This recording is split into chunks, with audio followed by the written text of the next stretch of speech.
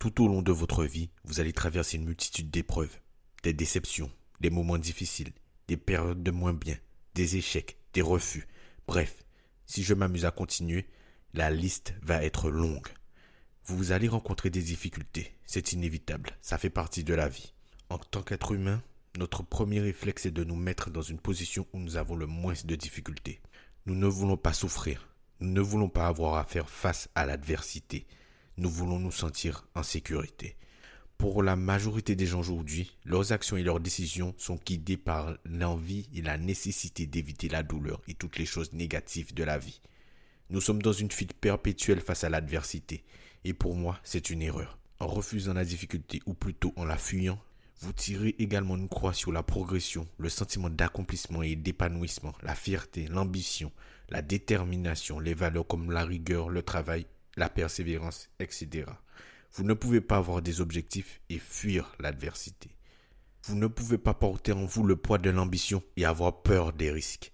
Dans la vie, toutes les choses viennent avec leurs bénéfices mais également avec leurs contreparties. Alors qu'allez-vous décider? Aujourd'hui, bon nombre de personnes préfèrent se contenter de peu plutôt que d'aller chercher la meilleure version d'eux-mêmes. Beaucoup de personnes préfèrent s'enfermer dans une situation qui ne leur convienne pas, simplement pour satisfaire leurs besoins de sécurité et par peur de devoir faire face à l'adversité. Au fond de moi, je suis animé par la croyance que si on s'en donne les moyens, on peut accomplir énormément de choses. Et qu'est-ce que cela signifie de se donner les moyens? Premièrement, brisez vos chaînes. Acceptez le fait que votre situation actuelle ne vous convienne pas et cessez de vous complaire dans cette dernière. Arrêtez de donner du crédit à toutes les excuses qui se bousculent dans votre tête pour justifier le fait que vous n'avez pas agi pour ce que vous voulez. Arrêtez d'amplifier vos croyances limitantes qui vous retiennent et qui vous empêchent de vous accomplir. Confrontez vos peurs, confrontez vos croyances, confrontez vos excuses. Nous avons tous des schémas de pensée qui sont ancrés en nous. Des schémas de pensée qui ont été façonnés pendant des années qui dictent nos décisions, nos choix, nos actions et notre estime de nous-mêmes. Ces schémas ont façonné nos vies actuelles. Ces schémas sont influencés par notre environnement, mais également par ce que nous consommons et par toutes les choses à qui nous donnons la permission de les influencer. Ces schémas de pensée ont créé des rituels et des habitudes qui finissent par façonner qui nous sommes. Et si nous n'y faisons pas attention, nous finissons par nous retrouver dans une situation et une réalité qui sont des plus dépaysantes pour nous.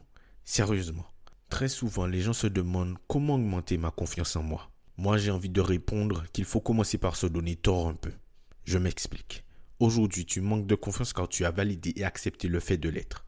Et aujourd'hui tu constates dans ta vie et autour de toi tout un tas d'événements qui te donnent raison. Et si pour une fois tu cessais de te donner raison? Et si pour une fois tu confrontais cette croyance limitante? Souvent nous cherchons la stratégie, la manière la plus simple et rapide pour atteindre nos objectifs. Encore une fois, pour satisfaire notre besoin de sécurité et afin d'éviter la souffrance. Mais pour moi, l'une des manières les plus efficaces, c'est de se challenger, de se mettre en difficulté et d'agir quotidiennement. Au lieu de t'enfermer sur toi, sors un peu plus, essaie de parler avec des gens, de t'ouvrir un peu, essaie d'apprendre à t'exprimer. Tu n'as pas besoin de tout faire en même temps. C'est l'erreur que font beaucoup de gens. La vie est une expérience. Pose une simple action jour après jour. Ce n'est pas simple, n'est-ce pas? Je suis persuadé que ton esprit s'est retourné, tu t'es senti mal à l'aise et que tu as tout un tas d'excuses ou de peurs qui se sont manifestées, simplement pour t'empêcher de le faire. C'est normal, tu as besoin de te protéger de l'inconnu. Tu ne veux pas sortir de ta zone de confort. Aujourd'hui, tu as des livres et des formations pour tout. J'en ai moi-même consommé énormément. Au début, je me contentais de consommer. Certains livres contiennent des exercices à faire. Je m'obstinais à ne pas les faire en me disant non tranquille, j'en ai pas besoin, j'ai compris. Encore une croyance limitante. Les livres ou les formations qui ont réellement fait la différence pour moi sont ceux que j'ai appliqués et que j'ai rendus concrets. Et les autres, je ne m'en rappelle pas du tout. Les actions amènent les résultats. Mais agir à contre-courant de ce qui est ancré en nous fait mal. Ça nous effraie. C'est très difficile.